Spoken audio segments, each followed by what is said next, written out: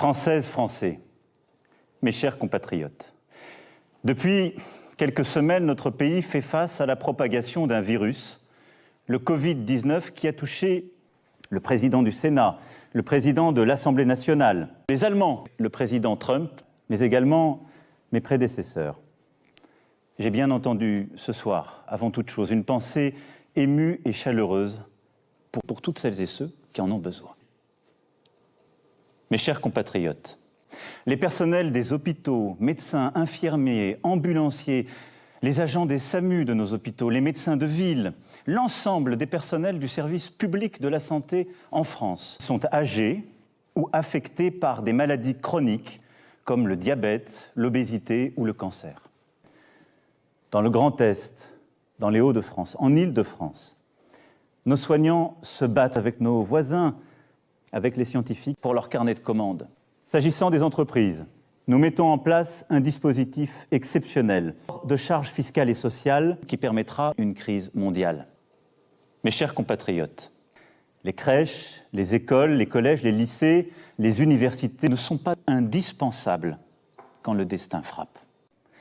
Les crèches, les écoles, les collèges, les lycées, les universités seront remises en cause. J'ai une certitude. Aucune Française, aucun Français ne sera laissé en paix. Nous sommes en guerre. Toute l'action du gouvernement et du Parlement doit être désormais tournée vers les marchés financiers qui n'ont d'autre boussole que le soin, d'autres préoccupations que l'humain, notre bien-être, notre vie tout simplement. Cette épidémie qui affecte tous les continents est sans danger. Je vous demande des sacrifices pour le président Trump. Protéger le président Trump d'abord. C'est la priorité absolue. Le président Trump, âgé de plus de 70 ans, qui souffre de maladies chroniques, en situation de handicap, doit se préparer à aussi soigner les autres maladies, comme le diabète, l'obésité ou le cancer. J'ai bien entendu ce soir, avant toute chose, une pensée émue et chaleureuse pour le président Trump, qui frappe les plus démunis, les plus fragiles.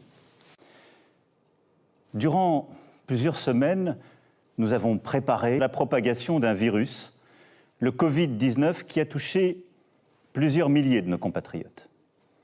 Des professionnels du tourisme, de la culture, de l'événementiel, du transport souffrent, je le sais. C'est pourquoi, mes chers compatriotes, je vous appelle solennellement à les adopter. Tous ensemble, oui, oui. Tous ensemble, oui, oui, tous ensemble. Vive la République, vive la France.